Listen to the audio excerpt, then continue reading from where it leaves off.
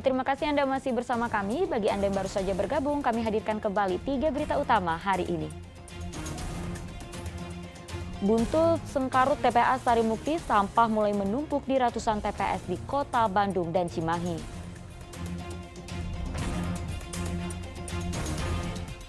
Awasi aktivitas anak di media sosial karena predator anak mencari mangsanya melalui media sosial.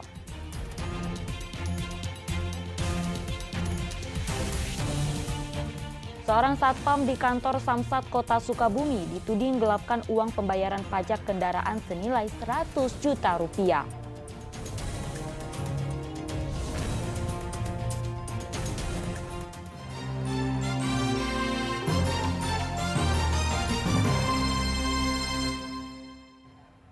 Bagi para orang tua, berhati-hatilah awasi anak-anak termasuk aktivitasnya di media sosial. Polres Sukabumi mengungkap pelaku sejumlah kasus pencabulan dan perkosaan anak menjaring korbannya melalui media sosial.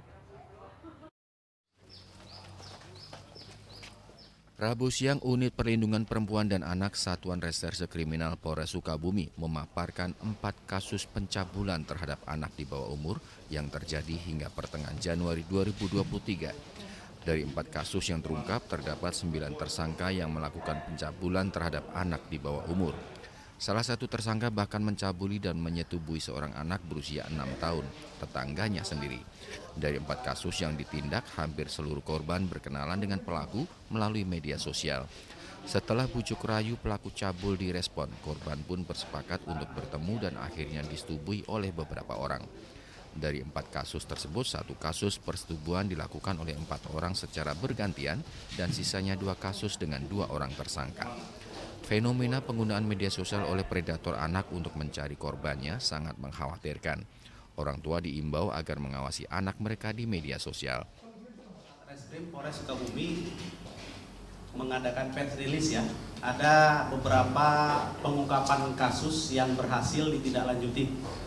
Yang pertama adalah perkara terkait dengan Undang-Undang Perlindungan Anak, di mana ada 3 tersangka yang telah melaksanakan tindak pidana yang diatur dalam pasal 81 dan 82 Undang-Undang Perlindungan Anak. Modus operandinya yang bersangkutan, para tersangka ini mencoba berbuat cabul dan tindakan asusila, persetubuhan kepada anak di bawah umur. Dalam periode 1 Januari hingga 18 Januari 2023, Unit PPA Polres Sukabumi mendapatkan 8 laporan kasus pencabulan. Sedangkan pada tahun 2022, Unit PPA Polres Sukabumi mendapatkan 105 laporan kasus dengan pengungkapan 86 kasus pencabulan. Asep Didi melaporkan dari Sukabumi. Seorang pemuda yang menganiaya mantan kekasihnya di Padalarang, Kabupaten Bandung Barat dibekuk polisi. Penganiayaan dipicu permintaan rujuk tersangka yang ditolak oleh korban. Tim gabungan reserse mobil Resmob Satuan Reserse Kriminal Polres Cimahi dan Polsek Padalarang menggerebek salah satu kamar kontrakan di kawasan Cikembar, Kabupaten Sukabumi. Tanpa perlawanan, polisi menyergap Aldi Pratama yang diduga telah menganiaya mantan kekasihnya. Tersangka ditangkap setelah polisi melacak keberadaannya melalui sinyal telepon seluler. Saat diperiksa, Aldi mengakui perbuatannya telah menganiaya korban. Korban Putri Kaila, seorang karyawati swasta, dianiaya pada 10 Januari lalu di rumah tersangka. Sebelumnya, tersangka memaksa untuk menjemput korban dari tempat kerjanya di Kota Bandung.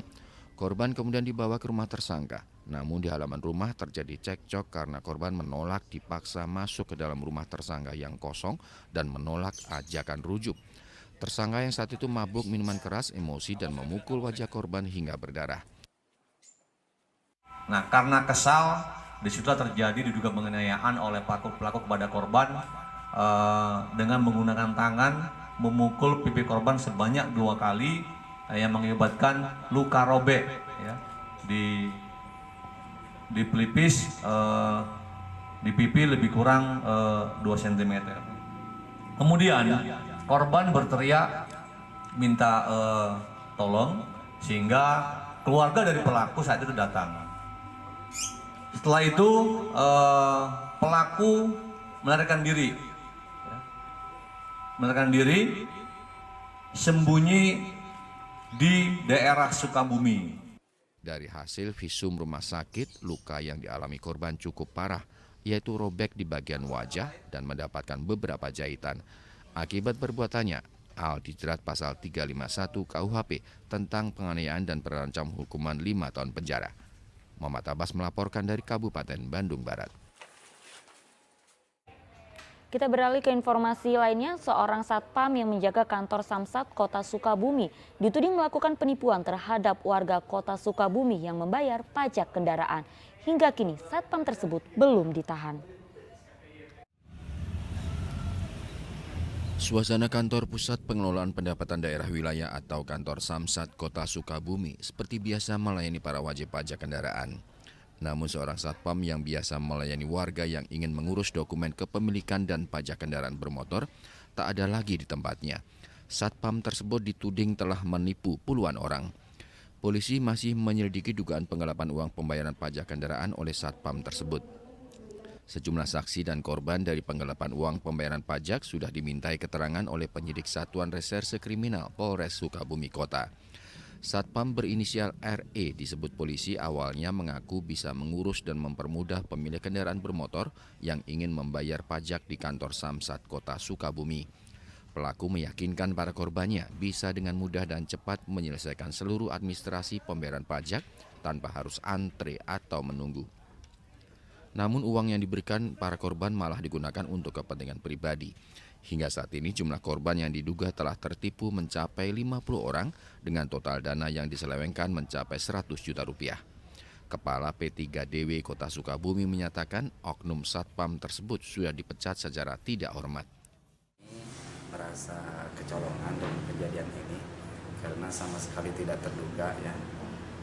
Tidak terduga. Mengapa dikatakan tidak terduga? Karena kami dari awal-awal sudah mengantisipasi, sudah wanti-wanti jangan ini supaya tidak terjadi kan. Tapi ya namanya juga ya takdir Allah harus kejadian ini terjadi. Kami juga menyesalkan. Sekali lagi ini adalah kecolongan. Walaupun kami sudah memberikan pembinaan segala hal upayalah untuk mengantisipasi kejadian ini. Kalau Pak pengawasannya sejauh mana sih Pak? Dari ini berapa laporan yang sudah masuk Pak? Pengawasan kita sebenarnya pengawasannya cukup sangat melekat ya. Kita berpacu kepada tupoksi semua orang, semua pegawai yang ada. Ada tupoksinya yang sebagai satpam tidak boleh ada hal yang melakukan kegiatan apalagi melakukan untuk pelayanan. Kasusnya masih dalam pengusutan aparat Polres Sukabumi Kota. Oknum satpam tersebut belum diperiksa dan tidak diketahui di mana keberadaannya. Asep Didi melaporkan dari Kota Sukabumi.